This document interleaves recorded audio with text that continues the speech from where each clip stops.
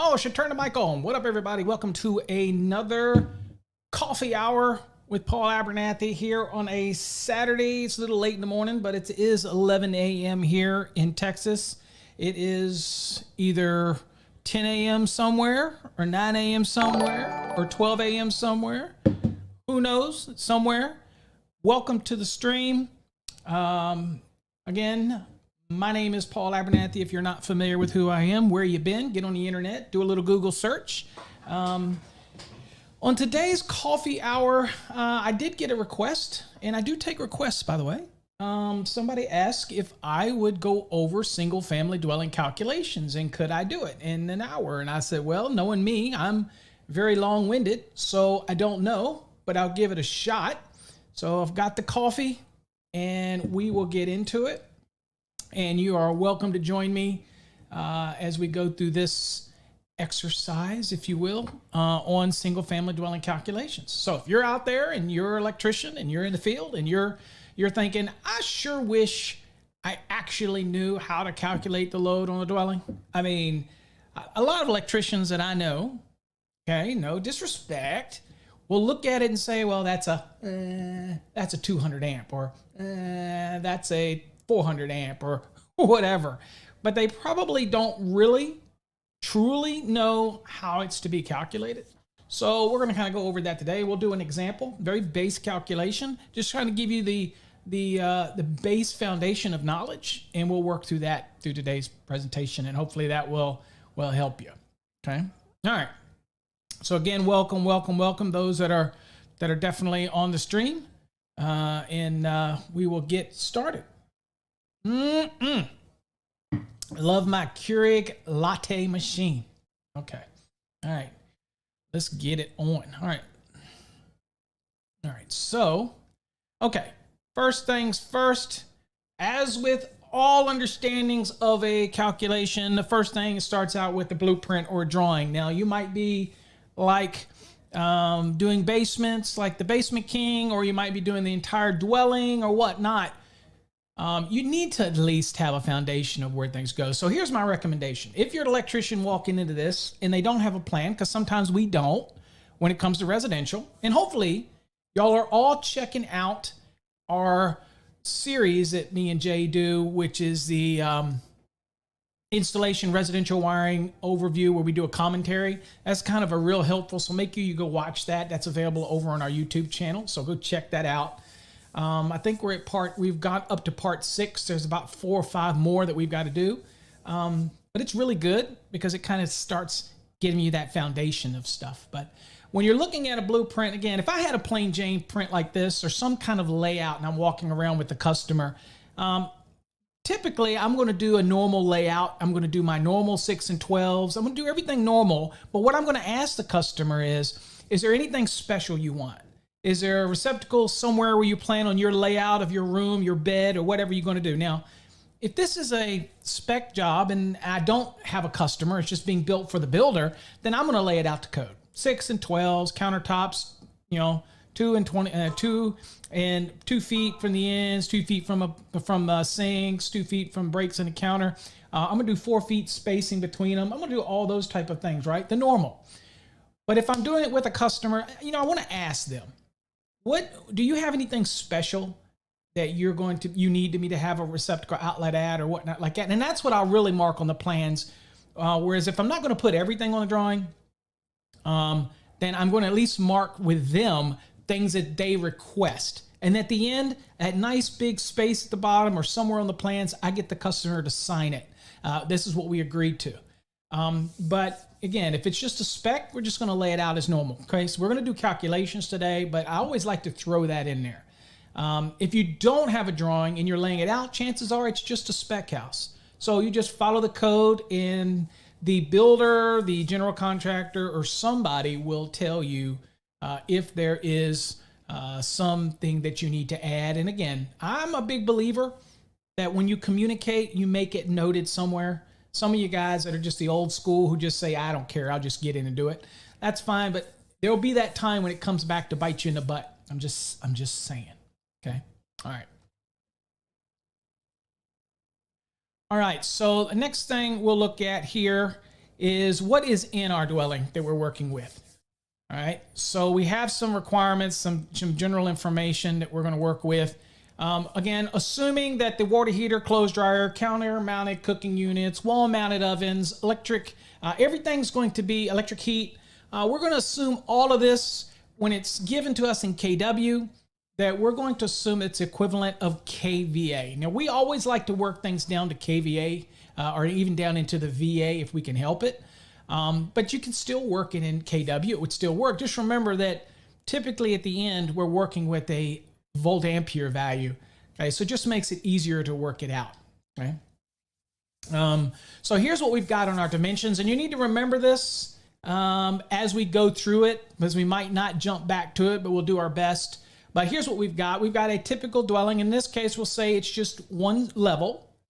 Although I will remind you that if this happened to be two levels and they were identical, 35 by 55 feet, then you'd have to calculate two levels, right? So you would add both. So if it's 3 VA per square foot, it's per level. Okay, just want to throw that out there. This one, it just says one level. It just shows one level. It's 35 by 55 feet. We're going to need that later, so remember that. And you know what? When you go through these exercises, even this coffee hour, I like to write things down so that I don't have to come back and look at things. That's up to you. But, you know, I have it obviously here on the screen, and we'll come back and forth to it from time to time. But sometimes I like to just jot things down. It's 35 by 55. It's got a front porch included within the outside dimensions. So that 35 by 55 includes that porch. So we'll have to do something later with that, as you know. And hopefully you just pause for a second and grabbed your code book, because you'll need that code book. We're working in part 3 of 220, okay? So 35 by 55, we know we got a front porch, which is 7 feet by 10 feet. Now, I'm telling you right now, it's included in that overall dimension, okay? Pretty straightforward. We have small appliance brand circuits. Now, we have 4. That's something significant to remember. So I'm going to write small appliance brand circuit, or the acronym SABC, and I'm going to put 4 beside it, because the National Electrical Code only requires the minimum of 2. But remember, if you install more than 2, and you certainly can, just remember, you have to account for those. It's not like, oh, I can put in 15, but I still only have to calculate for 2. No, no, no, no. If I put in 4, I got to count for 4. So remember that, all right? Next, laundry branch circuits. Well, in this dwelling, now we'll tell you, granted, this is only a 35 by 55 foot house. So you're thinking, what, really? But yes, 2 laundry branch circuits are being installed in this house for whatever reason. The code requires a minimum of 1 for these typical small appliance, these typical dwelling units. Keeping in mind that you can always have more than 1. And again, we're not talking about the allowances for multifamily dwellings and if there is a laundry facility on site and all that stuff. We are just doing a single family dwelling today. So again, as I tell people all the time, especially those that prepare for exams, don't let the mind wander. Stick with what we're working with, okay? Then you really can't go wrong if you stick here, okay? All right, this is my point to tell you it is coffee time, so you need some coffee. Okay, we're still awake. Now, water heater. I'm telling you it's a 4.5 kW water heater at 240 volts.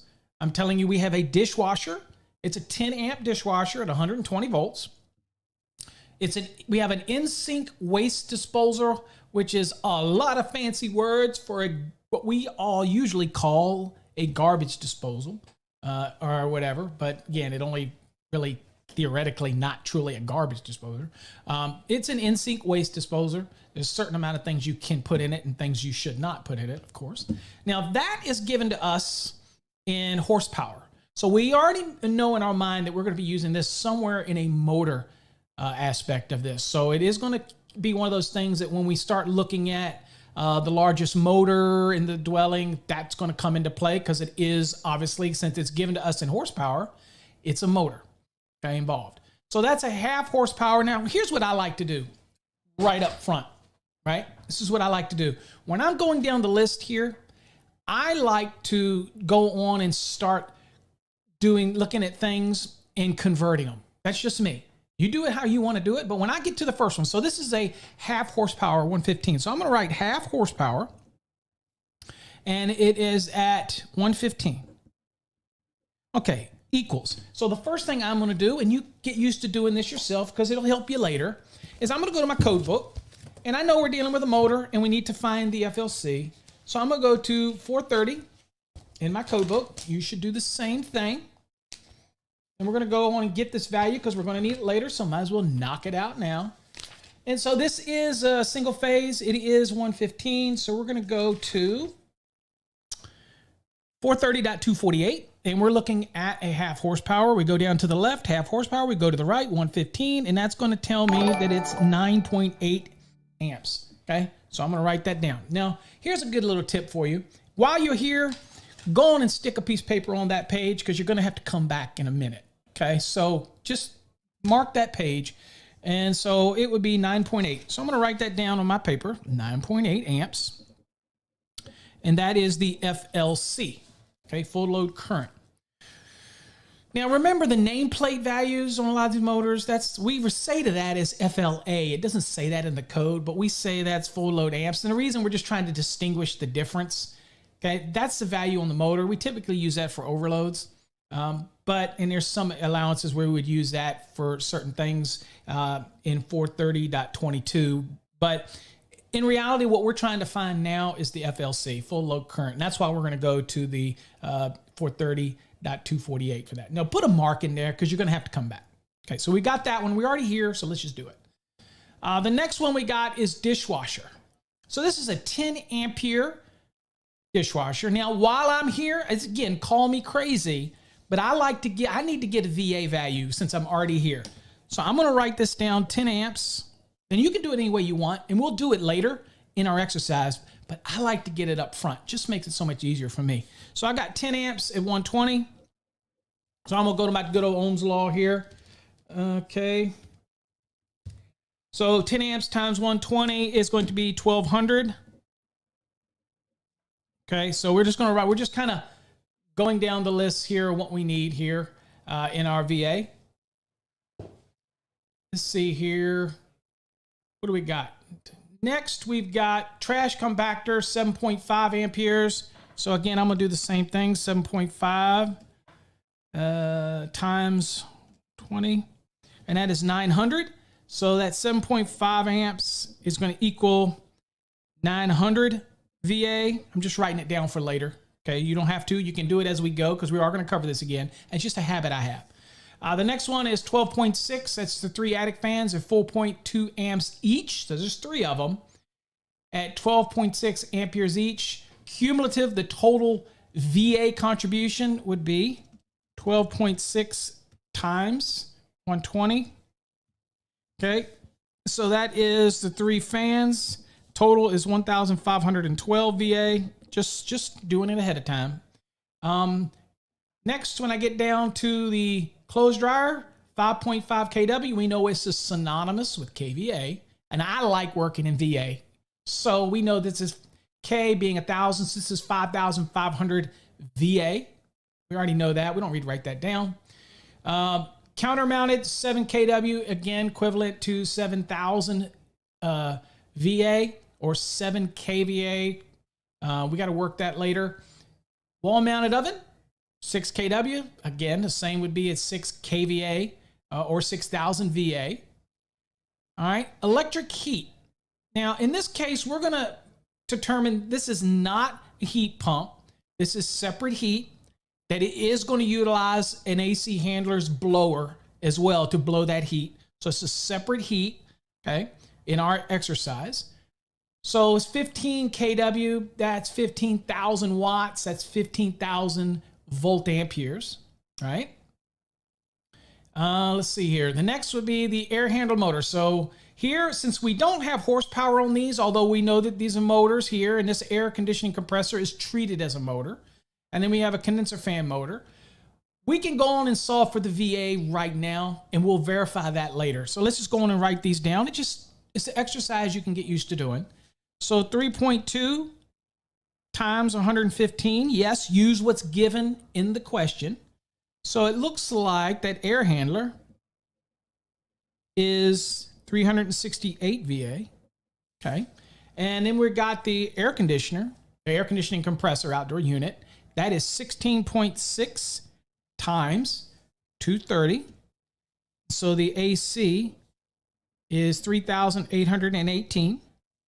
And then lastly, the condenser fan motor, 2 amperes. So 2 times 115 is 230. So that's 230 VA.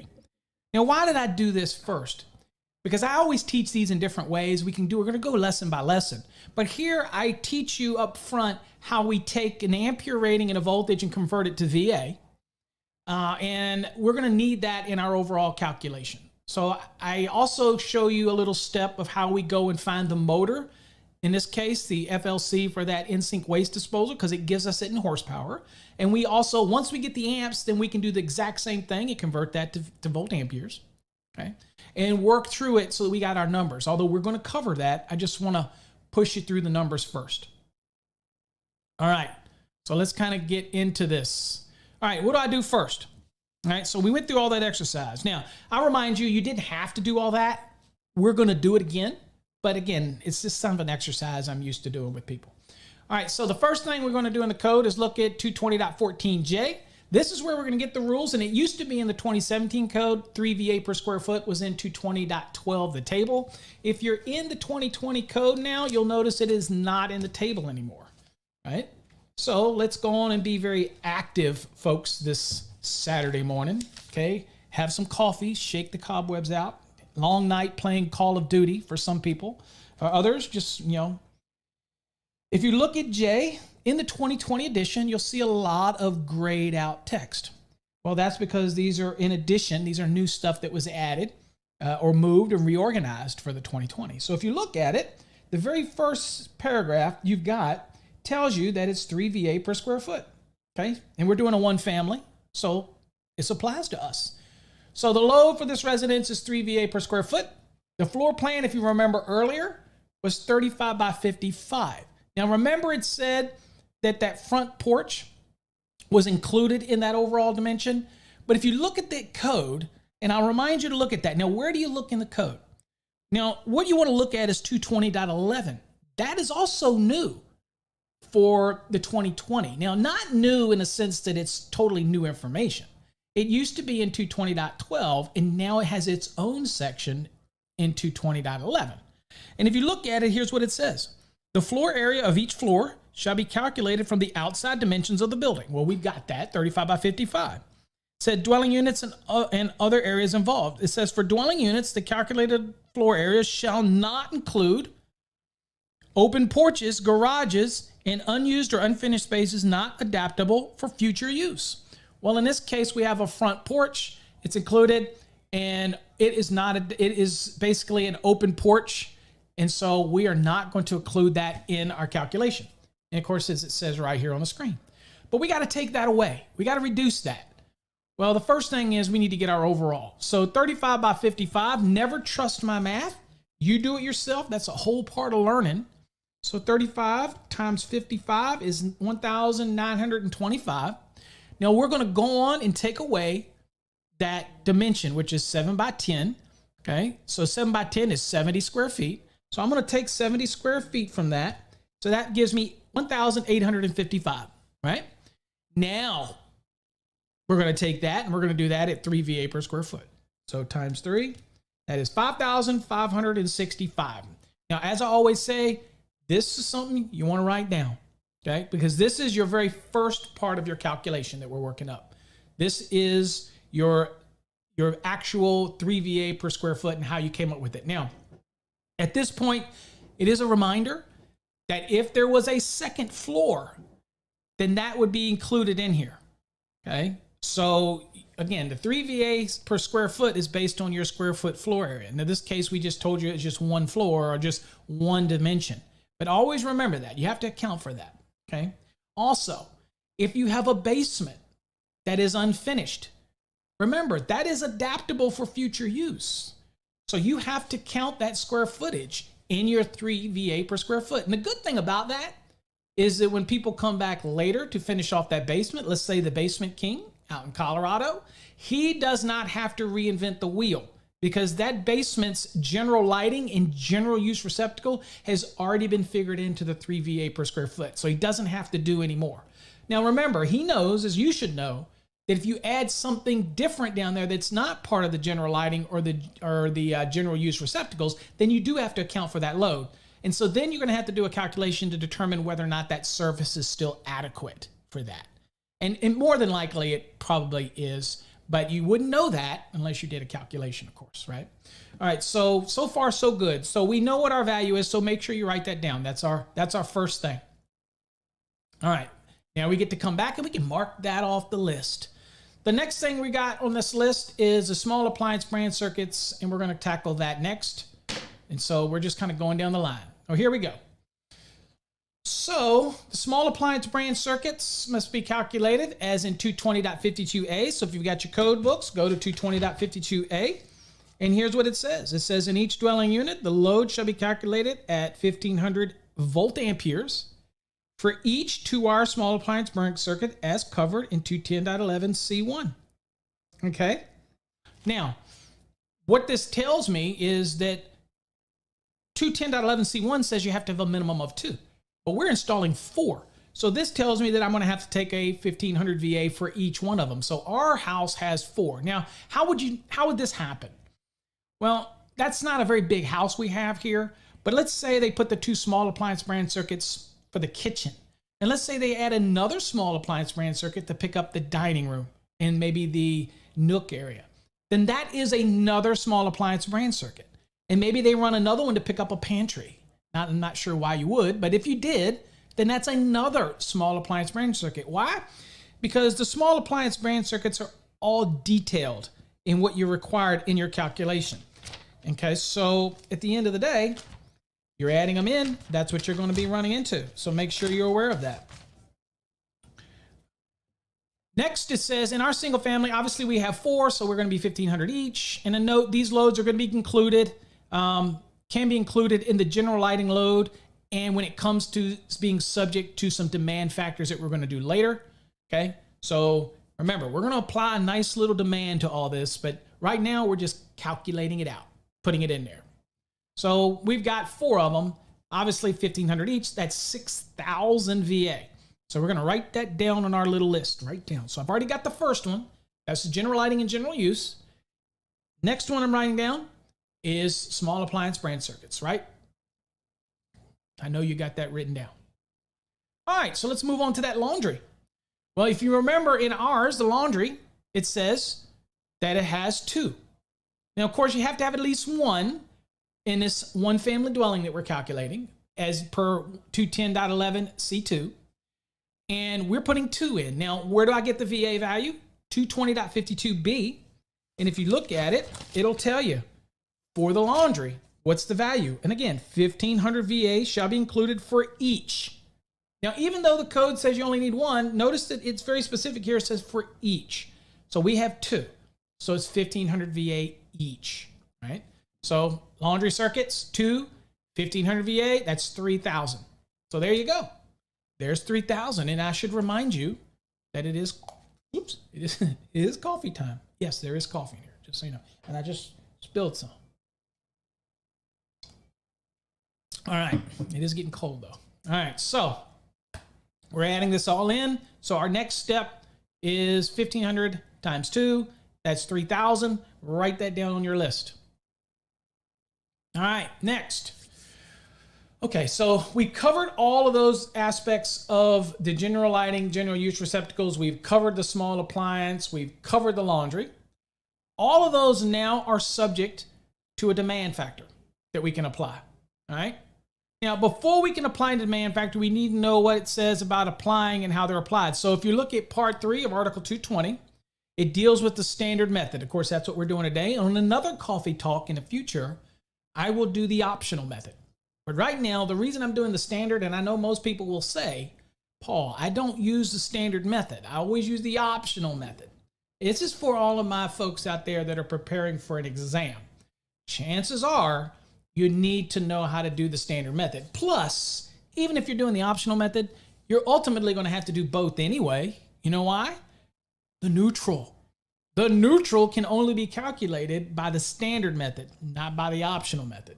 And the reason for that is that the neutral conductor calculations and all falls under part 3. It doesn't fall under part 4 for the calculations. Of course, part 4 is optional. Part 3 is the standard method, right? So that's, until that's changed, that's how it's got to be. All right. Now, let's keep on getting it. Oh, also note that it may say general lighting, but it also includes the general use receptacles as detailed in 220.14J as well. So before we even go and start doing the calculation, let's kind of give you another quick look at 220.14J real quick. If you look at here, I want you to see what it says. Now, what we did was the 3 VA per square foot. That's what we got from it. And also, if you look down, you'll see number 1, number 2, number 3. Let's look at those real quick. For those that have a code book, it says all general use receptacles under receptacles of 20 amperes rating or less. So that's going to cover 20 amperes and 15 amperes. Including receptacles connected to the circuits in 210.11C3 and 210.11C4. So that's the bathrooms, and that is the garage if you have a garage. So that means that I don't have to add any VA for those. They're already covered. They're already in there. So I don't have to do anything special for that. I don't have to add any additional VA for that. Now, we still have to have those branch circuits. But as far as the VA is concerned, it's already covered in that 3 VA per square foot. So that's a lot of people get confused on that and say, well, do I have to add 1,500 for the bathroom? No. Do I have to have 1,500 for the garage? No. Already covered in those 3 VA per square foot. And that tells you that right here in 220.14J, 1. Next, it says 2, the receptacle outlets specified in 210.52E and G. So if you go back and look at 210.52 E and G, what is that telling you? Well, 210.52, let's go back and E. Okay, that's your outdoor outlets, right? For those applications. So that's already covered. That is the receptacle, let's say, for one family dwelling at the front and one at the back of the dwelling. It's already covered. In this C and G is the receptacles in your garage. Now, granted, we have to have the circuit in there to cover the receptacles that are not over 5.5 feet, and they're dedicated for each vehicle bay. Okay, so for example, if you have 3 vehicle bays, you got to have a receptacle for each bay. Still, it's the same 20 amp branch circuit, but you have to have a physical receptacle outlet positioned for each vehicle bay. We already got that covered, right? Already got that covered. I don't have to add any value for that. I don't have to add any VA for that. It's already covered. It tells you right here that it's already covered. So. And of course, then the last one was lighting outlets is specified in 210.70. That's all of the lighting outlets that you're required in your dwelling. The ones that are covered in 210.70, those that meet that rule are covered in the 3 VA per square foot. Okay? Again, we're talking one family dwelling. All right, so that's where we got that from. So I just wanted to make sure everybody was okay with that. All right, let's keep on getting it and see how we apply these rules that's in 220.42. All right, so when you got your code book, I'm going to go to 220.42. Now, that's a pretty important table, right? Because it's telling me, first of all, let's read the code rule before we even look at the table. Let's read the rule. It says in 220.42, it says the demand factor specified in table 220.42, which is what we're going to look at, which for the dwellings is right there on the screen. It says table 220.42 shall apply to that portion of the total branch circuit load calculating for general illumination. They shall not be applied in determining the number of branch circuits for general illumination. Okay, so we're just doing this to calculate the load. Okay, we're doing a load calculation here. And so in this case, remember that 3 VA, it tells us, although it states it's for general lighting, it is also covering the general use receptacle loads, right? So that's all covered in here. So just making you aware that everything is covered within that. So now we're going to look at the table. And I've got it on the screen so that you don't have to go to the code book if you want to stick right here, all right? So dwelling units, the first 3,000, 100%. So I use that old technique. I just take the 3,000 and put it aside. That's the technique I use because I'm going to add it at the end. You do whatever you feel comfortable with. The next value is 3,001 through 120, or you'll hear us say in the industry, Once you get past the first 3,000, we'll say the next 117, because 117 plus 3,000 is 120. So that's just, you might hear somebody say it that way, but that's really what we're saying. So the first 3,100, the next 3,001 up to 120,000, then that is at 35%. And then any of the values that are over 120, then we're going to take that at 25%. Pretty straightforward. Although I will tell you, for a dwelling unit, single family dwelling, that would be massive. Okay, that would be like maybe the basement king's house or something like that, because he lives in luxury. I'm just saying, the lap of luxury up in Colorado. Just saying. All right, so if we did that, all right, so we took our values that we did from the first 3 steps right here, and we're going to add those up. Again, don't trust my math. Grab that calculator. I know it's early here in Saturday morning. You worked all week, and you're thinking, dude, Paul, I don't want to do calcs. But yeah, you do. Deep down inside, you do. You know you do, right? You live for this. All right, so we'll turn it on. So I'm going to do 5,565 plus 6,000 plus 3,000. And that is 14,565. So the number is correct.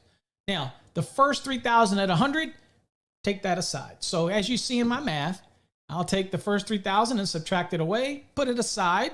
So that gives me 11,565. Now, that does not exceed the 120, okay? So we're going to be at the next one, which is anything over 3,000 up to 120, over 3,000 up to 120, we're going to use 35%. Good. So we take that 11,565 and we multiply that by 35%. You know how I like to convert everything down into decimal. It's the way it should be worked. So I start from the right, move 2 spaces to the left, and it ends up being 0.35. So work this out. It's 4,047.75. Of course, this 0.5 and higher, I'm going to round it because the code says I can. Okay. Now, if you ask, where does the code say you can, then go back and look at 220.5b. And if you look at 220.5b, it says fractions of an ampere. It says calculations shall be permitted to be rounded to the nearest whole ampere with decimal fractions smaller than 0.5 being dropped. So this is 0.7, so I'm rounding. So that's why I round. So we've got 4,048 VA. Now, we got to add that original 3. Remember, we kind of tucked it away. We put it to the side. We had to take that at 100%. Okay. So we add it back in there.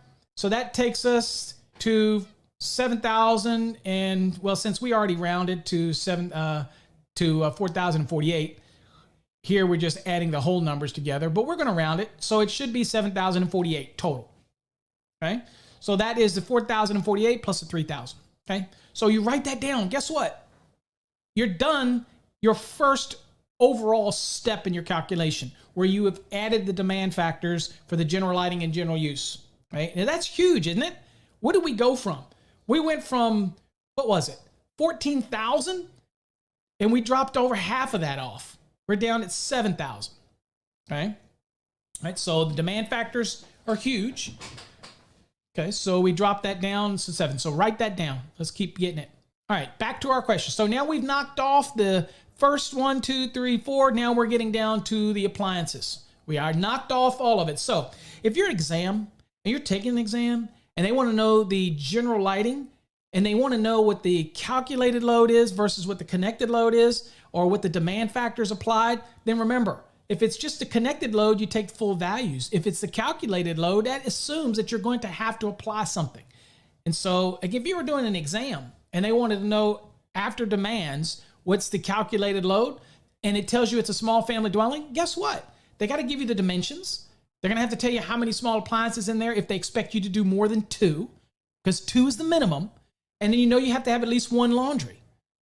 But if they give you more, remember, you got to add the VA for more when it comes to small appliance and laundry. So just things to think about. Stop, take a breath. Exams, folks that are taking an exam, they're trying to test you. And in the real world, you got this. But on an exam, you don't know what they're going to throw at you. So just be prepared. All right. So let's talk about these appliances now. We're moving it. We're clicking. Step, step, step. We're moving on. Now, we're talking about all these appliances. The term appliance designates utilization equipment commonly built in standard types. garbage disposers, dishwashers, ranges, all those type of things are typically appliances. But what I want to point out is you're not going to, in this calculation, you're not going to use things like ranges, cooking units. That's going to be handled separately, okay? But you are going to count things like your water heaters, garbage disposals, dishwashers, things like that. Those are all going to be in here, okay? Now let's kind of break this thing down. For the purpose of these calculations, again, remember that kW is equivalent to kVA. Keep it simple. How horsepower ratings must be converted to volt amperes. Now, you remember something we did earlier? We did that already. So we kind of saved ourselves a step, but you didn't have to. You could do it now if you want. Also remember that any motors that are given in HP value, that we're going to have to go to look at 430.248, because that is single phase. And if we're doing a dwelling unit, we're doing single phase. So we have to find the FLC first. And in our equation, the only one that we did, if you remember back, if you're coming in late, if you remember, the only one that we did was the in-sync waste disposal, because that's the only one that gave us a horsepower, and that was a half horsepower. So we did that. All right. So let's see. No derating allowed when there's only 1, 2, or 3 fastened in place appliances. So again, if there's 3, 2, or 1, you're taking them at full value. You don't get to apply any demands here. Okay. You still got to count for them, but you just don't get to apply any demands. Now, 4 or more, guess what? 4 or more fastened in place, we're going to get to take some demands here. All right, so for service and feeders being calculated, it contains 4 or more fastened in place appliances.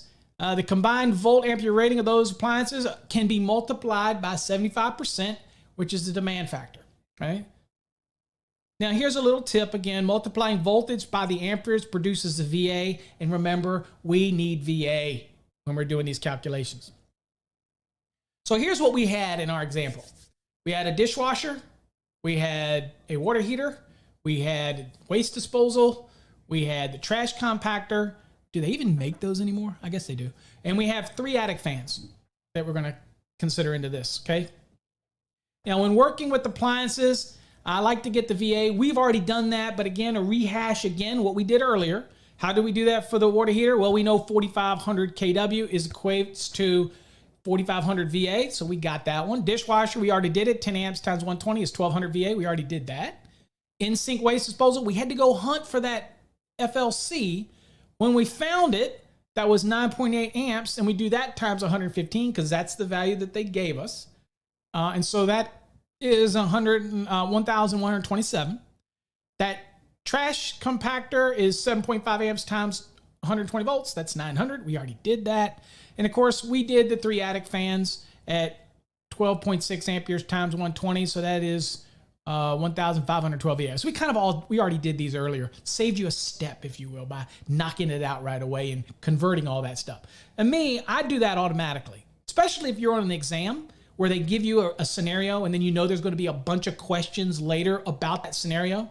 And some states do that. They'll give you a question and they'll build questions on that example. Well, that's why I like to just knock out and do all the math up front, convert everything, get to my VAs. It just helps me later, okay? Because I know I've got a bunch of questions based on that. So I've done it all. So let's add it up. 4,500, 1,200, 1,127, 900, and 1,512, 1,512, whatever. So there you go. That's all of these.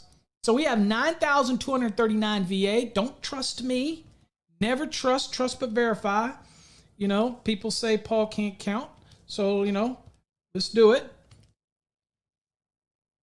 Or maybe you don't have me in your considered a trusted source yet. Maybe you don't think I know what I'm talking about. That's okay too. You know, got my trolls out there. It's all good. So that's 9,239. That's the VA we've got. Now, I can apply. And who says I can apply that? Well, the code says I can apply that. Where do we go? Where do we go for that? 220.53. So you got your code book?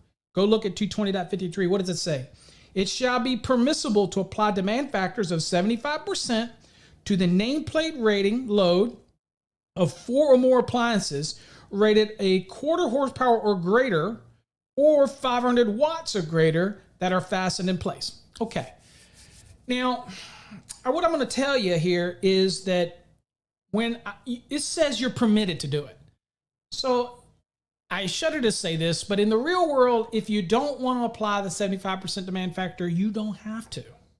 And with that, I need some coffee, because that means people are just not taking advantage of the code. So I'm going to have coffee, because that makes my head hurt when I think you don't take advantage of the code. So, God, that's good. All right. It's not Starbucks, but I'm boycotting Starbucks. Okay. So there we go. So we take that 9,239 VA times 75%, and again, verify me, times 0.75 is 6,929.25. I'm going to drop that 0.25 because why? 220.5B says I could, so I am, so I is. So that is going to be 6,929. So that is my appliance contribution. Write that down. Next, let's tackle that clothes dryer. Remember, we're going down the list. We're boom, boom, boom, banging them out. So now the clothes dryer is not a requirement for load calc. In other words, if you're on an exam and they don't tell you that there's a clothes dryer, then you don't have to guess at one. Say, oh, I got to add 5,000 for a clothes dryer. Absolutely not. Only if they give it to you that you take it into consideration. In the real world, if you're putting in a dryer and you know you're putting in a dryer, 30 amp receptacle outlet for it to put a device in it, then you got to count for it. Okay, common sense? Yeah. All right. So in this case, ours includes a clothes dryer. So what do we got to go look in the code? We got to go look at 220.54. So we should be already here. What does it say? 220.54 says the load for household electric clothes dryers in a dwelling unit shall be either 5,000 watts, and you notice it has VA in parentheses. Again, to remind you that they're synonymous. Okay, in calculations, we can utilize VA, and we always like to get to VA ultimately. So it says, or the nameplate rating, whichever is larger for each dryer served. Now, we don't have to go to the table for this because the table says 1 to 4, you got to take them at 100% anyway, right? So we're not doing a calculation. We're going to have 5 clothes dryers in that type of scenario where we can even go to this table for some demand factors. We really don't. The key for you to remember here that it has to be at least 5,000 or the nameplate, whichever is greater when you're doing the standard method. Well, 5.5 kW or 5,500 VA is greater than 5,000. So that's what we have to take because of what the code tells us. Okay, so a clothes dryer, neutral. We'll also remember that at this point, it's always a neat thing to do is since you know you're going to have to be doing a neutral load at some point, why not do it now while you're here? So take that 5,500, all right, and multiply that by 70% and write it down. Save you a step later. So I'm going to do 5,500 times 0.70, and that is 3,850 VA.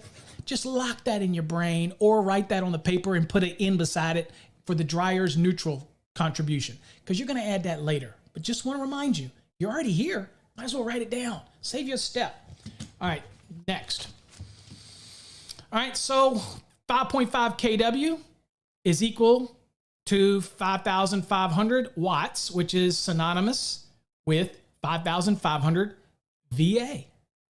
And I want to mention, for those that think we aren't live, we are live. Thank you, Swartzy, Adam, Walter, for joining me over on the actual stream. We appreciate you for tuning in here. It's a little late maybe in some places for coffee, but you know what? It's coffee hour somewhere, so I'm going to enjoy it. Maybe in China, it's coffee hour. Maybe, no, I don't know. It's midnight there. I don't know what it is. All right, anyway, enjoy the coffee anytime during the day. All right, so that's our contribution for dryers, 5,500 VA. Write that down. Jot it on your sheet. Move on. Now we're going to get to the cooking. Household cooking appliances are not required in a load calculation. Did you know that? If you have cooking, you account for it. If you don't have cooking, you don't account for it. Although I don't know any single family dwelling, and I don't know of any calculation anywhere, whether it's for an exam, that would not have cooking, a range of something. So in this case, we got an oven and a separate cooktop. okay, together can be treated like a range, single range, but we have to account for it. Why? Because our calculation accounts for it. Now, here's an interesting thing. People say, well, what if my cooking appliance is less than 1 3/4 kW? Do I just get rid of it? The answer to that is no. You just don't get to apply any demands to it. You still got to account for its load. So you just add it in there as the load. Right now, what we're trying to do is to see, do I get any breaks on this thing? Do I get any reduction on these things? That's what I'm looking for. And in our case, both of our cooking appliances are well over, okay, 1,750 watts, okay? Or again, 1 3/4 kW, okay? Or 1,750 VA. You get me? It's all the same. All right. So since it is, we got to do it. Absolutely, Schwartzy. It's never too late for coffee. All right. So individual appliances rated more than 1,750 watts or VA can be derated by using table 220.55 demand factors and all of the applicable notes that are under that table. That's another interesting fact that some people don't know. We're so used to hearing things like informational notes. Notes are not informational notes, folks. Y'all know that. My fast tracks folks know that. So, but notes are very much part of the code rule. So if you see something in the code that has note, then it's applicable. You got to apply it if it's applicable to the question or the calculation you're doing. If you see informational note, it's not requirement. Hey, it's good information. In fact, I'm a big fan of informational notes. Okay? So it's kind of, and again, but that's the educator in me. Code purists that are on code panels, most of them hate informational notes. I love informational notes because, again, I know that the NEC is not a teaching document. It's not designed for the untrained, okay? It's not an installation manual. It says all that right up in the front. But I'm still an educator. I still think that we can teach with the NEC. And how many classes have you gone to that they're actually teaching using the NEC? So we can say what it's not, but you and I know what we use it for, right? Not just an installation, but we use it to teach. So an informational note helps give guidance, okay? Okay, and I know I'll get those upset, those purists out there. They don't have to watch. Turn the channel, change the channel, unsubscribe, bye-bye. All right, so while we're here, remember, also, when we do this, we got to do a neutral calculation. And 220.61b also again tells us that we can take the values of whatever we're going to come up with at 70%, right? So while you're here, you can always jot that down so that you don't have to do it later. But we will. Don't worry about it. And I'm just going to tell you up front that coffee hour is probably going to go over because for some reason on this Saturday morning, I'm very yippy. So I'm just chip, chip, chip, chip, chip. So something may be in my coffee. I don't know. All right, so what do we got here? We've got a 7 kW cooktop and we got a 6 kW wall-mounted oven. All right, so a 7 kW counter-mounted cooking unit and a 6 kW wall-mounted oven are included in this calculation. Both fall within what? So let's go to table 220.55. So if you're looking at this big table and you're seeing something here, and I'll read you the heading of this table because this is important. It says, demand factors for loads for household electric ranges, wall-mounted ovens, counter-mounted cooking units, and other household cooking appliances that are over 1 3/4 kW rating. And then you got the parentheses here.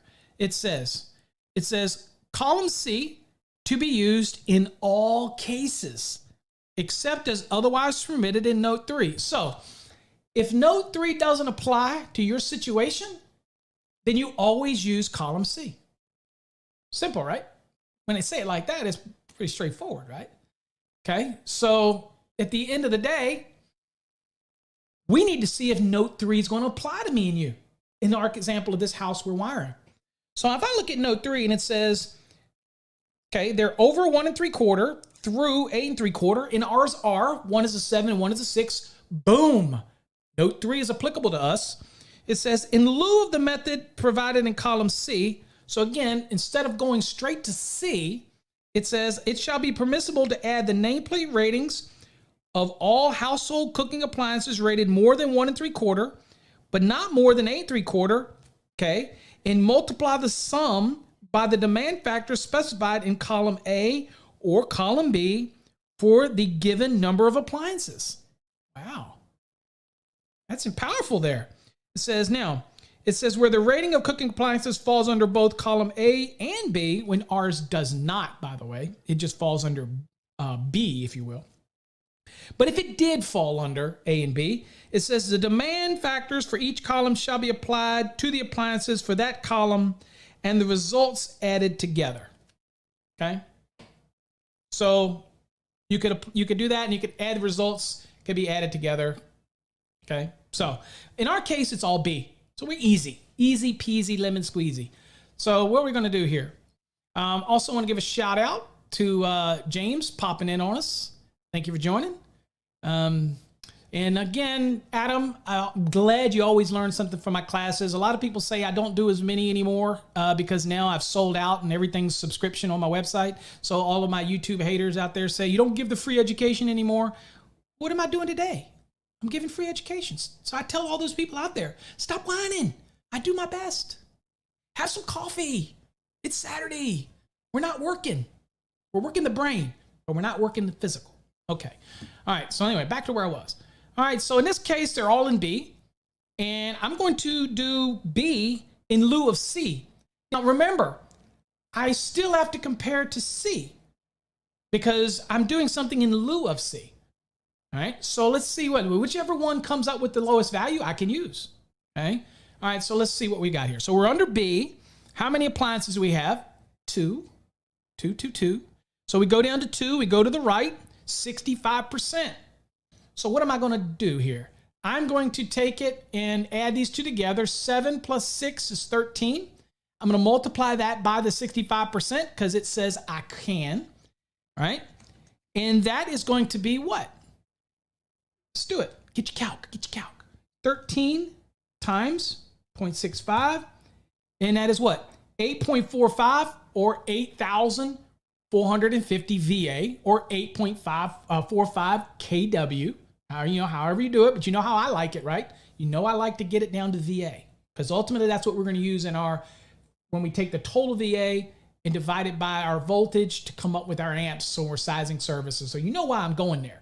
Just get used to doing that. All right.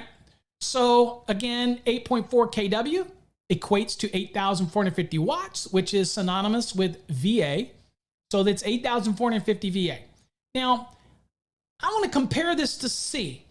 Now, if you look at C, it's 11 for 2 appliances. The demand value, the kW would be 11. Well, I'm going with the 8,450. It's less. Code allows me to go with that. So I'm going with the less. Okay, so write that down. Okay, that's our next value that we're going to carry on. Now let's move on. We've done the heat. I mean, we've done the cooking. We've done the appliances. We've done the general use and general lighting and general use receptacles. We've added the small appliances. If you came in late, shame on you.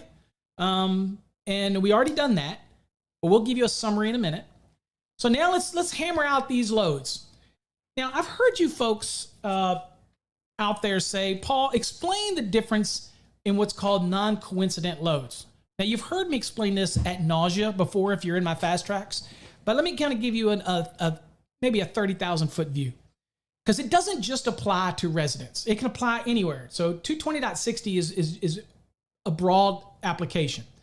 If I have an industrial building or a commercial building and I have 2 different loads and they're designed to not come on at the same time, and there's a way to keep them from operating at the same time, they won't be energized simultaneously, then those are considered non-coincident loads. And I just take the larger of the 2. And obviously, if I size for the larger one, when the one that's the lesser size is running, it's obviously nowhere near the larger one, so there's no problem. That's why we look at the non-coincident load and we take the larger, as long as they're designed not to come on or operate at the same time. That's the whole concept. So that's your 30,000 foot view of a non-coincident load. When it comes to a dwelling, what in a dwelling is potentially non-coincident loads? Well, because of thermostat control, and again, that's why you got to be careful, because if you have a heat pump, then they're not non-coincident loads, because you could have a heat pump where the heat strips also come on, maybe to defrost mode or something like that. So if that's the case, they're not truly non-coincident loads. So you got to go and follow the application, and it gives you guidance in here for how to address that. But if you do have non-coincident loads, and in our example, we're going to say we have non-coincident loads because of the thermostatic control, the actual physical electric heat, maybe it's heating coil box that's installed in the HVAC system, that is controlled separately. Okay, when that is on, the air conditioning, compressor, and everything is not. Okay, so they're non-coincident loads. Okay, so that's why I use the term may. Okay, very important. Okay, so that's very important to do that. Yep, James, it will be live on there after I'm finished, so people can watch it later as well. For those that who missed it, can obviously come back and watch it. All right, so let's do this. We got to work our math here. Now, remember what we did earlier? We basically saved ourselves some time, although I am typically a ratchet jaw, so I keep going over things multiple times because it's a method of teaching that I use, whereas I use repetition. Some people say, Paul, you go over things over and over again, and then they want to put something nasty. It's because you're not an educator. You might be somebody on one of those forums, one of those well-known forums that think you know what you're talking about. Maybe one of those really well-known forums where you're the expert. Yeah, you've never taught before. Repetition is a method of teaching. It instills retention. You might want to try it sometime. All right, so in this case right here, the air handler. We're going to do each one of them. The heat's easy. We'll save that for a second.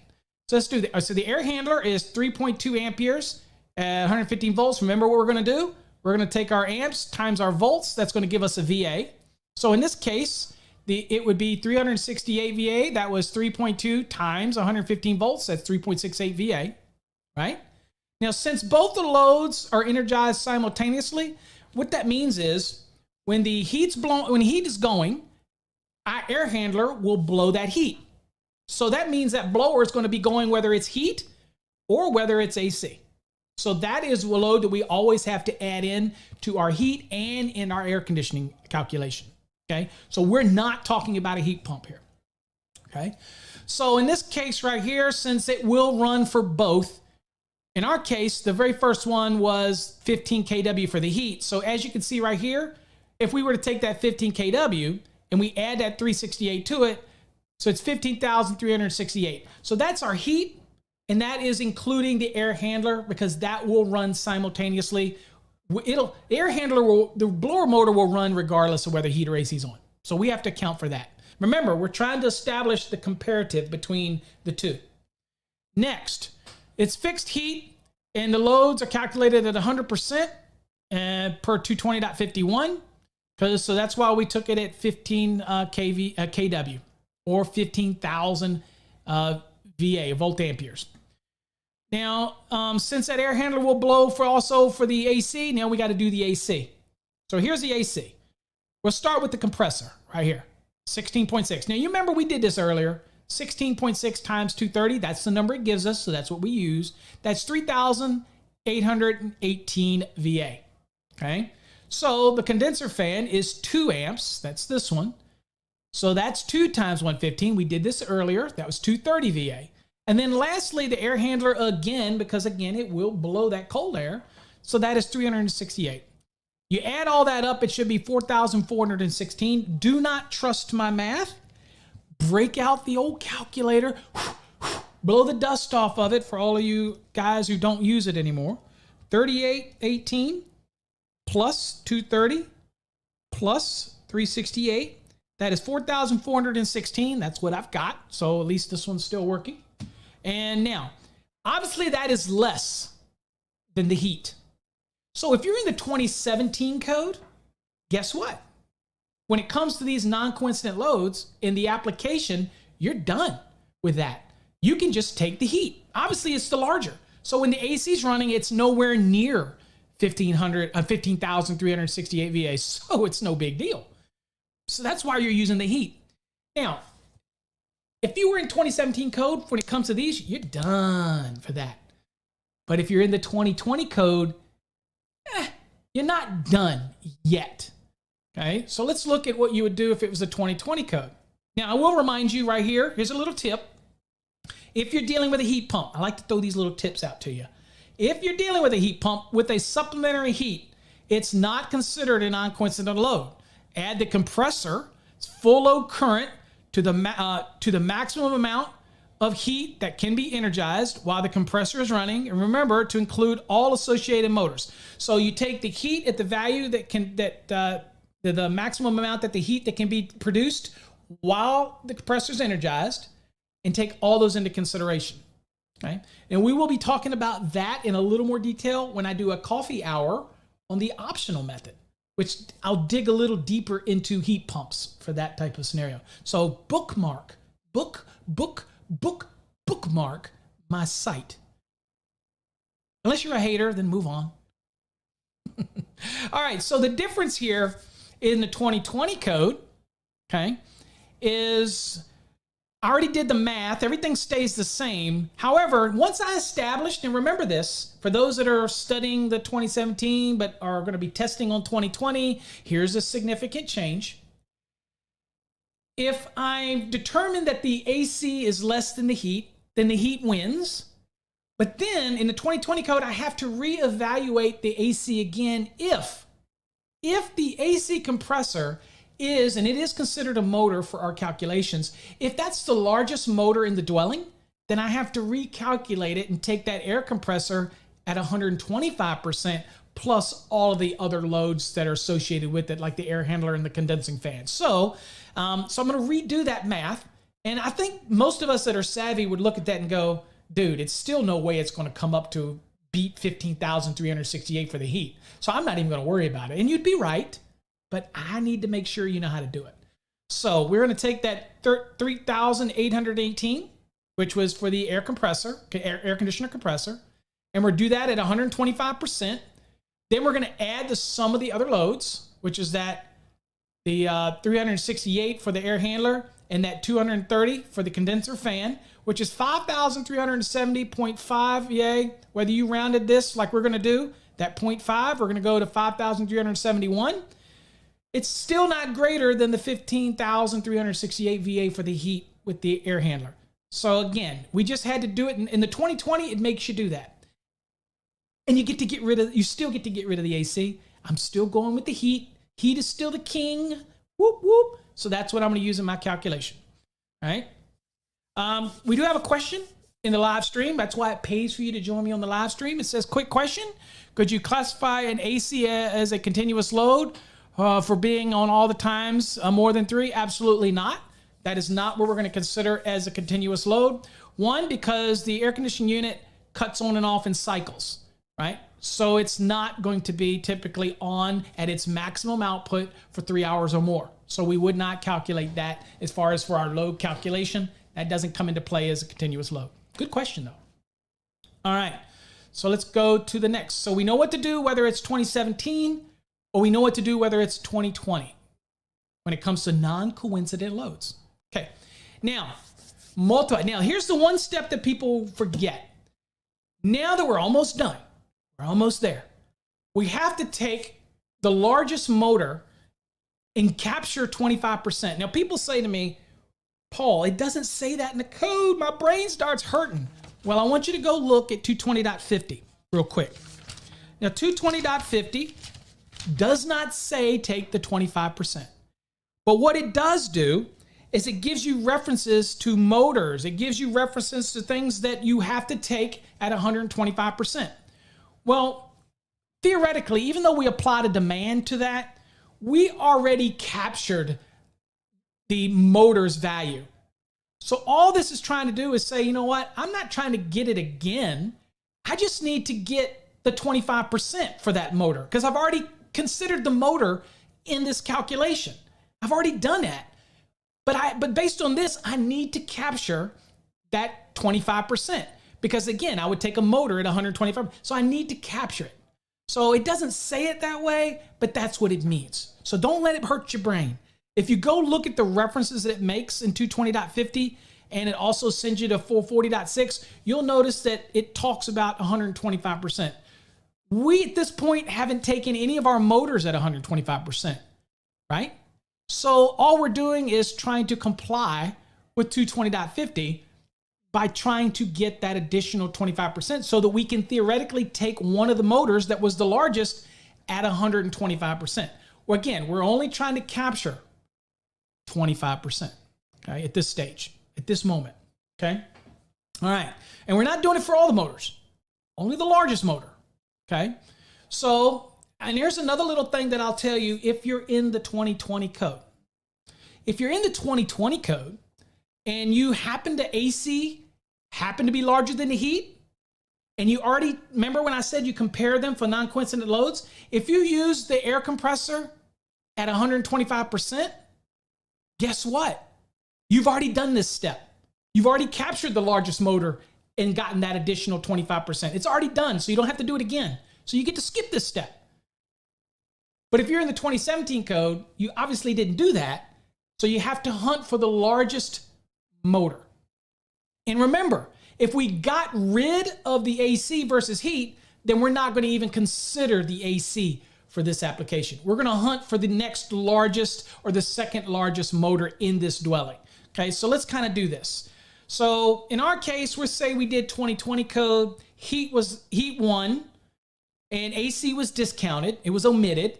So now I got to go hunting for the second largest motor. Well, in my motors that are in my list that we had the in-sink waste disposal, we had the trash compactor, and we had the attic fan. Okay. So in this case, we already determined that the disposer was 1,127 VA. The trash compactor was 900 VA. The attic fans, which are motors, okay, somebody already did the conversion for us in our question. And again, we don't take all three motors. For this application, we're just taking the largest motor, and one of them was only 4.8 amps, so that was only 504. So the largest motor that we have in our case is the waste disposal, and that was 1,127 VA. Now remember, we're only trying to capture what? 25%. So we take the largest motor, multiply it by 25% or 0.25 if you're me and you like to break that mamma jamma down into actual decimals. Then that gives me 281.75.7. Remember, 220.5B says 0.5 and greater, round up. So I'm going to round up to 282. That is my contribution, okay? Now, people want to know, well, why wouldn't I use the dishwasher and the 1200 VA for this? Because that is specifically an appliance, and it falls in the way that it's designed with its heat cycle and its motor and everything integrated. It has a nameplate that doesn't break it down into the same scenario where we would have the motor. Typical, a trash compactor will break down into horsepower, not always, but in our example it does. The attic fans are true motors, okay, that type of thing. Now, here's the thing I'm going to tell you for the real world, because I'm not doing exam prep today. In the real world, if you forget this 25%, it's not going to really change your calc. It's a small amount, right? We're only talking 282 VA. If I wanted to use the 1200 instead of the 1127, go for it.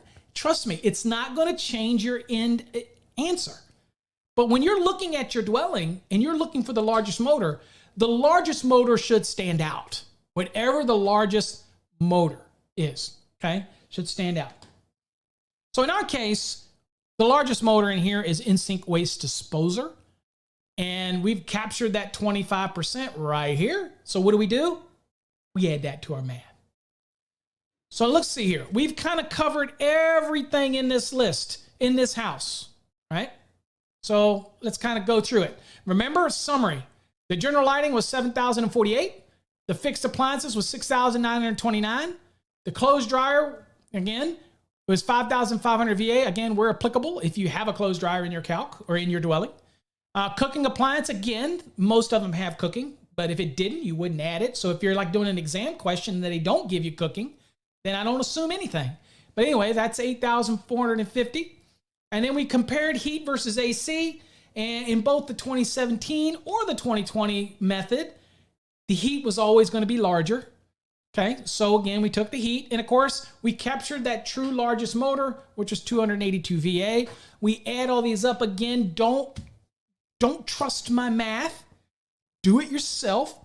7,048 plus 6,929 plus 5,500 plus 8,450 plus 15,368 plus 282. That is 29,000 in, wait a minute, something add up. Wait a minute, all these don't add. I missed something. Sorry, let me do this again. 7,048. That's what I say. Don't trust my math.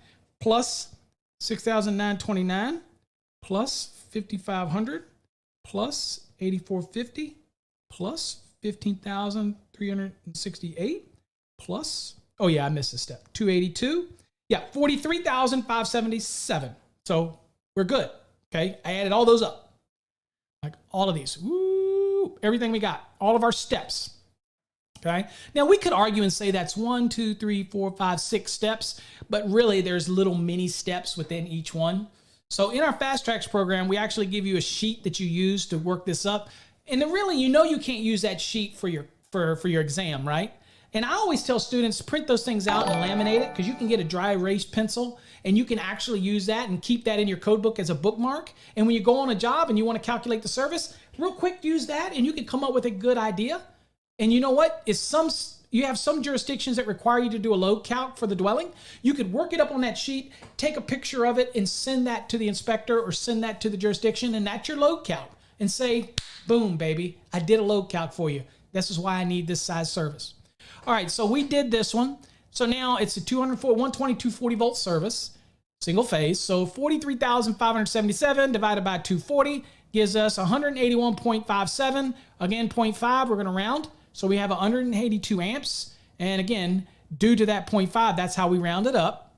So that's our size, 182 amps. Okay, so the next step we're going to do is, okay, I have 182 amps. I need to know what size overcurrent do I protect? Do I do that? Well, if you go to 240.6a and look, and we're going to do that, I'm going to do that. If you go and look, you'll see that, well, 175, it's not going to work for me because I have 182 amps. The next size up would be a 200 amp. So it's going to be a 200 amp circuit breaker in my case. All right, now, the next question that people ask me, so we size the overcurrent device. That is the rating of the service. The next thing that people will ask me all the time is they'll say, Paul, when can I apply 310.12? What tells me I can apply it? Well, you don't have to apply it, to be honest with you. You could go straight to 310.16 and size it based on terminal limitations, assuming no adjustment or corrections. You could go right to the ampacity table and I could go to it. Let's do that. If I didn't want to use the benefits of 310.12, let's say I didn't want to, okay? Because I know that there's a guy that works for a wire and cable company and he gets a bonus every time you buy oversized wire or wire that's bigger than you need. And I know that he's got kids to feed and you want to support him, not using any names of who it might be. Then I could go do that and I could size my conductors based on without using this rule. And in that case, I could go with a, let's see here, I could go with a 3/0 copper. Perfectly fine if I want. Okay. Or you know what? Yep, that's my load. So I have to go, so that's a 200 amp. Couldn't go to 2/0 because that's 175. So we need it based on a 200 amp. That's going to be able to handle the 182. So we're good to go. I'm good. Okay. And I'm okay with that. If you want to put 3/0 copper in there, I love you. You help out whoever that fictional person was. Okay. I'm just saying. All right. Now, but we want to use 310.12. And for you that are in the 2017 code, that's 310.15b7.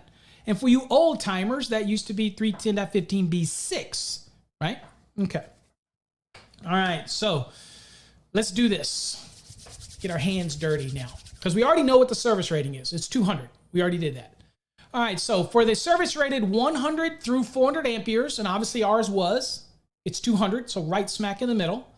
The service conductor supplying the entire load associated with a one-family dwelling or the service conductor supplying the entire load associated with individual dwelling units in a two-family or multifamily dwelling shall be permitted to have the ampacity not less than, again, not less than 83% of the service rating. And we've already established the service rating at 200 amperes, okay? So that's A. Now for B, 310.12b, this applies to feeders as well, okay? But again, it has to handle 100% of whatever the load is at the end of that feeder, okay? So in our case, again, we're gonna keep it simple because I will do future coffee hours with optional and we'll do other little things. And I guess I should say now it's over an hour. So again, if you hung with me, I'm sorry, I'm long-winded anyway. We're almost there, hang with me. All right, so in this case right now, we know the rating is 200 amperes and we're doing a service, so we're gonna be applying 310.12a for our application. So multiply the minimum size service or feeder rating, which in our case is 200 amps, which is 200 by 83%, which is 166 amps. So let me do this. So it'd be 200 times 0.83 is 166, which is, then I have to select a conductor that's under the 75 degrees C column, okay, because it is over 100 amps, right? And we're in 75 degrees C. 110.14 C gives us all those rules. So I'm going to select the conductor for that. I have to have one that's at least what? 166 amps. Can't be less than that. So now we're going to go back to 310.16 if you're in the 2020 code. And I haven't showed you to go to that table yet because I like to teach you. I don't want you to cheat and go to some little table. Who needs the table? We don't need the table. We know how to do the math. So we're going to go here under 75 degrees C, and we're going to be looking for conductor. So it looks to me that I can have a 2-aught, which is smaller than 3-aught, obviously. So, you know, there you go. It can be a 2-aught. So I can select that. Now, that is the minimum size. It cannot have an ampacity less than 83% of whatever the service rating is. So even if I have some adjustment and corrections that have to take place, like ambient temperatures, because that's usually the one that you might have to use, you typically not going to be more than, this case, not more than 3 current carrying conductors, but you might have an ambient issue. I'm going to do the adjustment and corrections the same as I normally would. But remember that ultimately my conductor sizing using 310.12 cannot be less than 83%.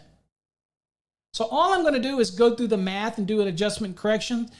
At the end of the day, I still have to remember I cannot be less than 83%, right? Okay. So, okay. Elwood, we said that. You need to rewind and listen to it. I said that, bro. All right. So let's go back to it here. So in our case right here, it's 2-aught copper. Let's state otherwise. I'm a copper guy, so we're going to run copper. Can run aluminum, perfect fine.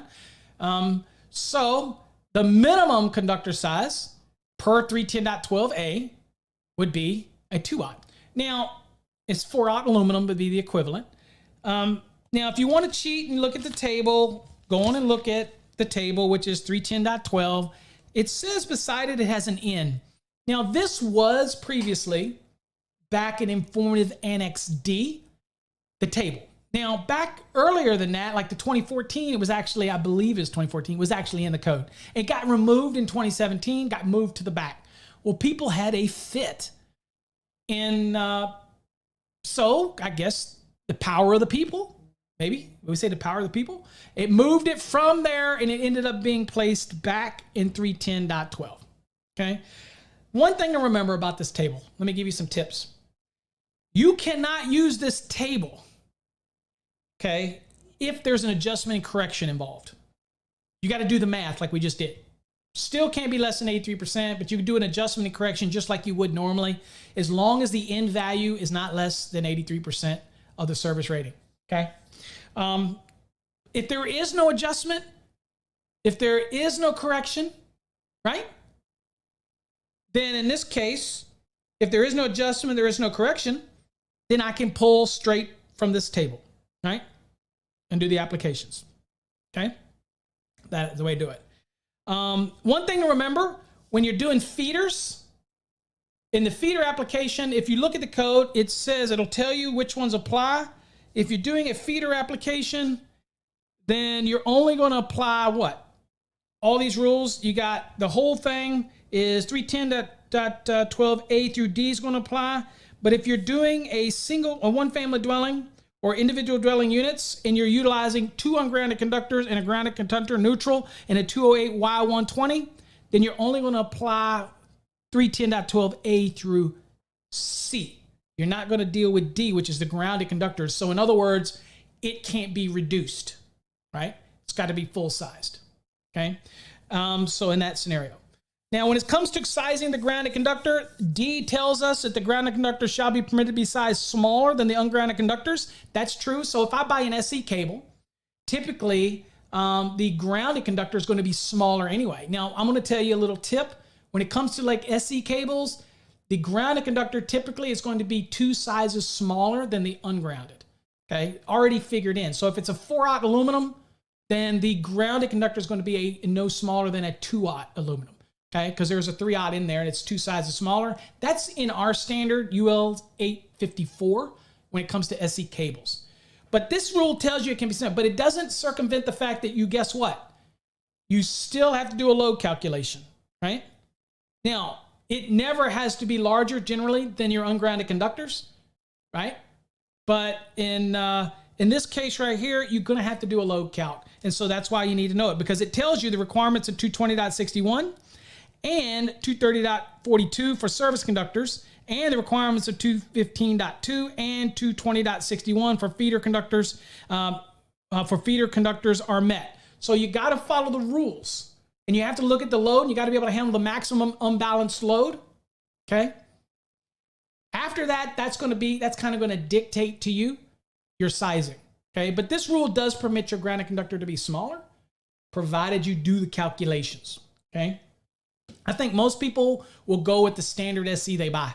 Most people, if they're running individual conductors, then they're probably going to so that they don't have to get into the calculation, they're probably just going to run them all the same size. The ungrounded and the grounded, all the same. I think that's probably their way of doing it so they don't have to calculate the neutral. I mean, we're still going to do that, right? But I just kind of want to, right now we're sizing ungrounded conductors. All right, so there we go. So again, for the 200 amp, minimum size conductors would be a 2/0 copper or 4/0 aluminum. Okay. Bonus question, what is the minimum size for the grounding electrode conductor to the water pipe ground electrode, assuming that it is supplemented? Okay, so we'll assume that it's supplemented and everything's good. So we're going to say, what would you be required for a water pipe ground here? Okay, so in this case, if we're going to do that, it's all based on the conductor sizing. So in this case, our conductors were what? A 2/0 copper. So I'm going to be going to where? Where would I go? 250.66, right? So let's do that. Let's do it. Might as well do it while we're here. Let's finish this bad boy out. 250.66, grounding electrode conductor. That's what we're being asked. We're going to go down to the left side. We'll assume copper. And in this case, it was 2/0. So between 2/0 and 3/0, or 2/0 or 3/0, it looks like it's a 4. So it is indeed a 4 gauge. And I think that's what you're asking, Adam. So that 4 gauge would be what we would run to that water pipe ground.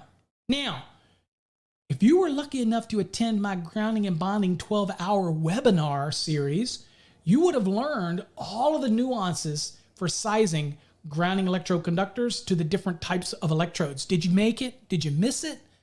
Do you want to watch it again? Well, guess what? You got to be a monthly subscriber or an annual subscriber over on our website, because that's going to be posted on the private members area in the next couple days. 12 hours of grounding and bonding. Doesn't that get you excited? You know what gets me excited? Watch. Woo! I'm excited. You should be too. All right, so let's kind of go on to the next thing. All right, so let's kind of see how this would apply in our scenario so we can cover all those little pieces. All right, and you're right, Adam. I need some more coffee for that. Everybody thinks I'm a stuffy educator. When I go on tour and I'm teaching in venues, I'm always shirt and tie, but you get to see the real Paul on these streams, okay? Just saying. All right, not the all business Paul. All right, so here's an example. We got service coming in right here. All these are service entrance conductors coming through. Boom, boom, boom, going to the line side. Everything's good. All right.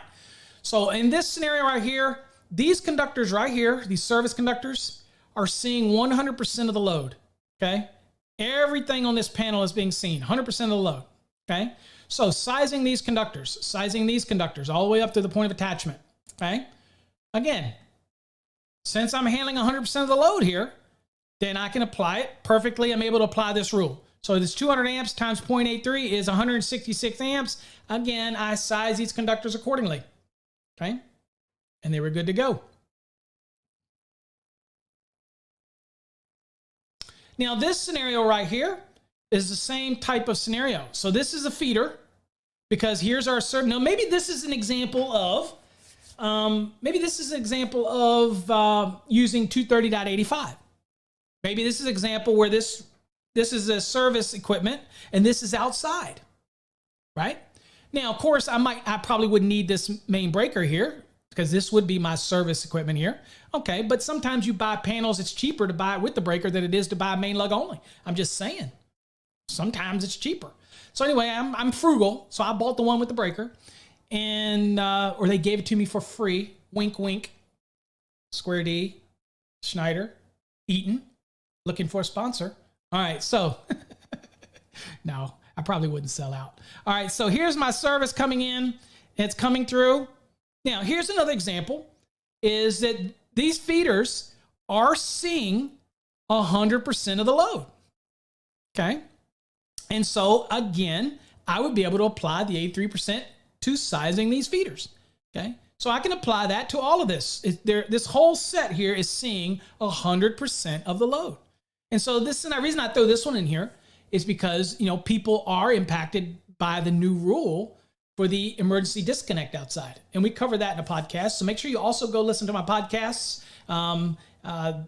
They are pretty informative, if I say so myself. And we do have a new one that launched today. So make sure you go listen to that.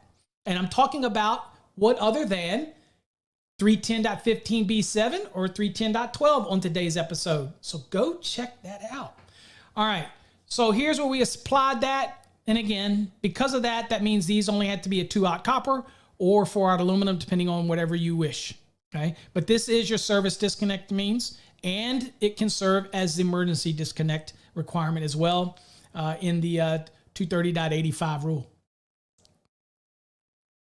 All right, so now we've done all that. We sized our conductors, and now we're like, okay, Paul, I got you. But we're doing a standard method, and remember now, this is what we have to use to size the neutral, even if we did an optional method. Same variables. But now we're sizing what? The neutral. Okay, so first thing I will tell you is that at a quick glance, and we don't count them all because some of them we've already done and we've already wrote them down, like the dryer and the cooking. So we'll cover those in a second. But for the neutral loads that stand out to me and you, that square footage value, 3VA, that's all has a neutral load associated with it, right? The two small appliances, in our case, there was 4 of them. All of those are 120 volts, so they all have a neutral contribution. The laundry, it's a 120 volt neutral contribution. The water heater is not, it's 240, not a contribution. The dishwasher, in-sink waste disposal, the trash compactor, and all of those attic fans, they're all 120 or 115 for this disposal. All of them have a neutral contribution. So we're counting those. Clothes dryer, we're going to do those at 70%. We already have that written down, but we'll cover that. The cooking, the same thing. We take that at 70%. That's what it told us to do in 220.61b, right? The electric heat, nah, that's 240. Ignore it.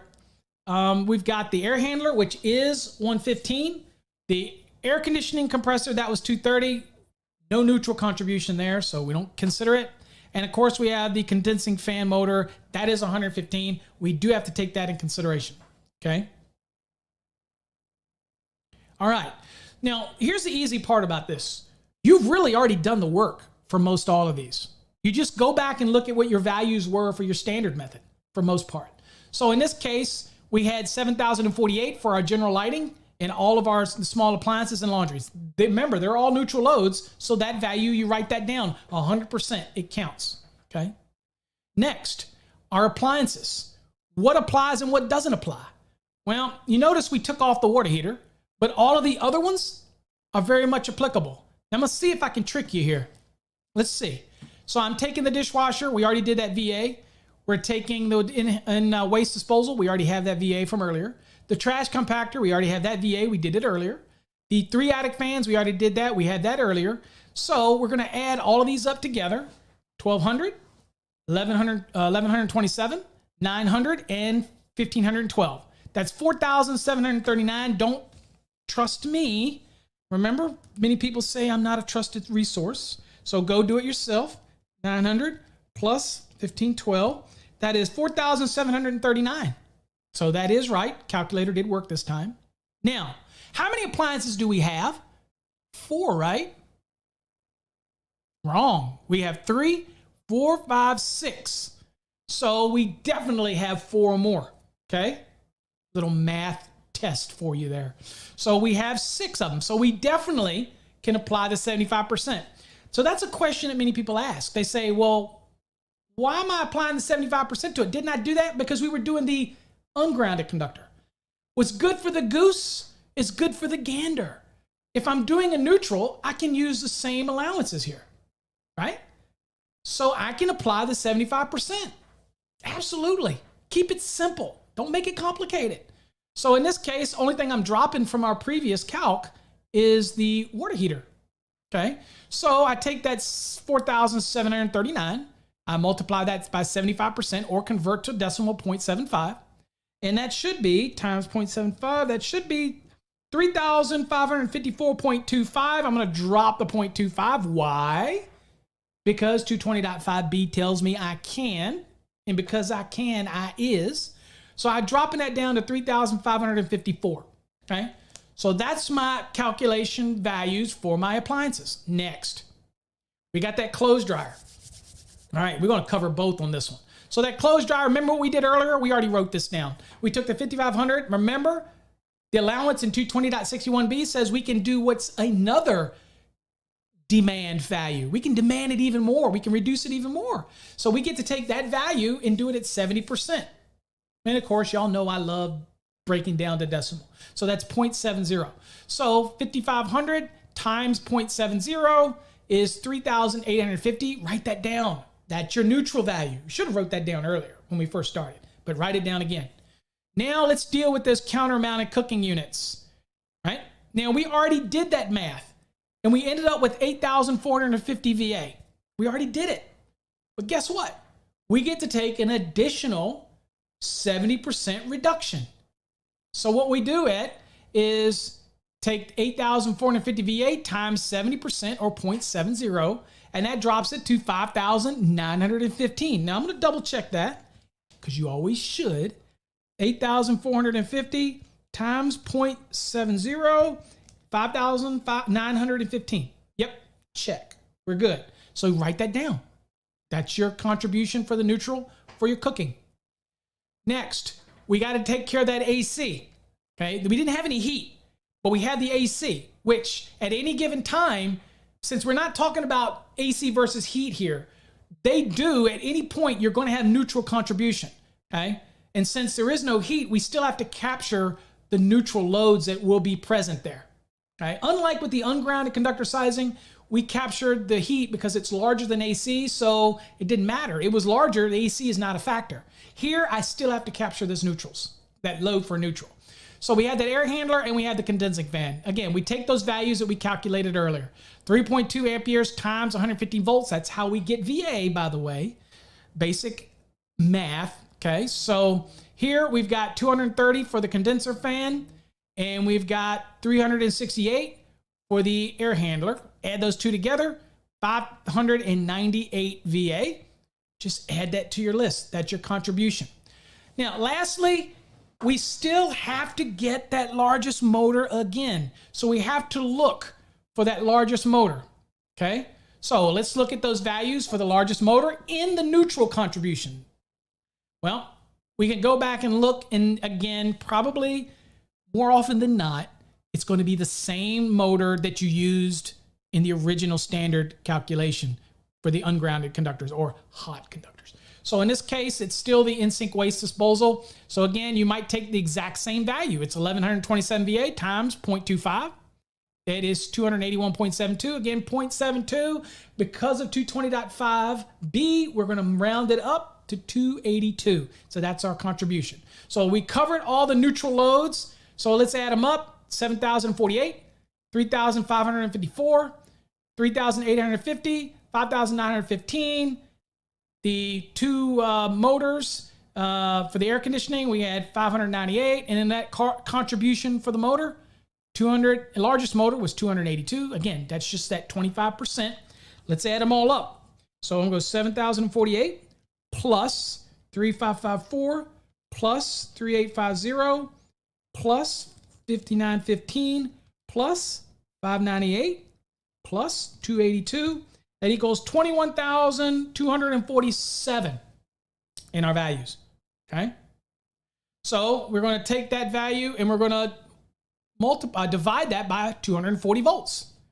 Okay. In this case, it would be 88.52.5, round up. That is 89 amperes due to the rounding allowance. Okay. If you didn't want to round, you don't have to. You can take full value if you wish.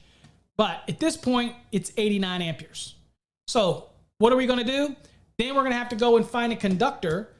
And remember what it said? We could have a conductor, a grounded conductor that can be smaller as long as it can handle the calculated load.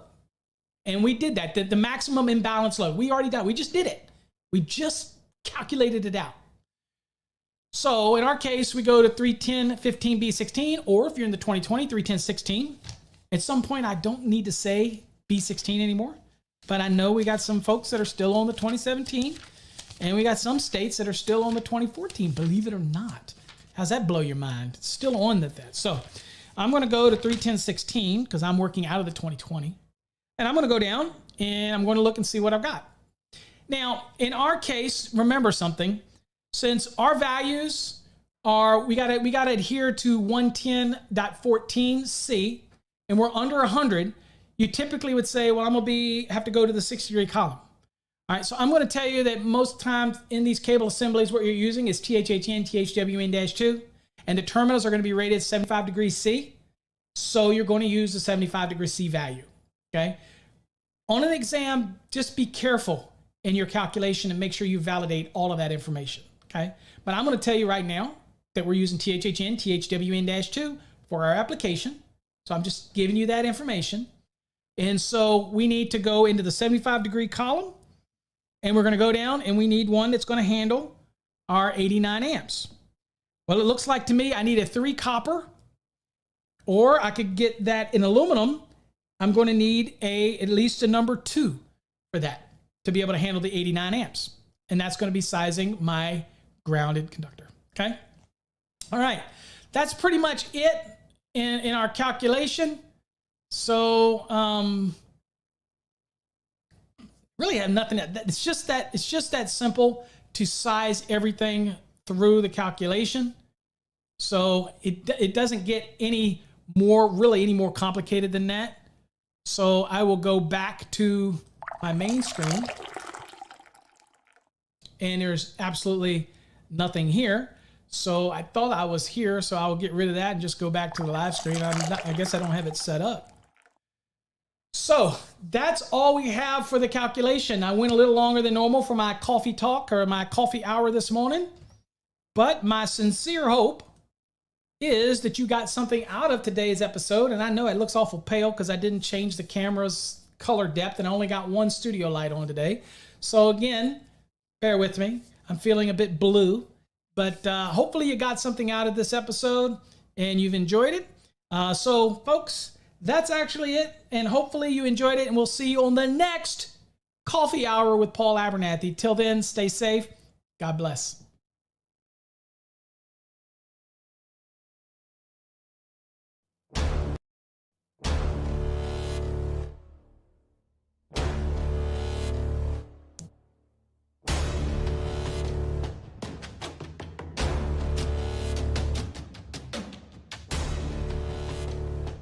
You've been listening to Electrify with your hosts Paul Abernathy and Jay the Basement King Grunberg.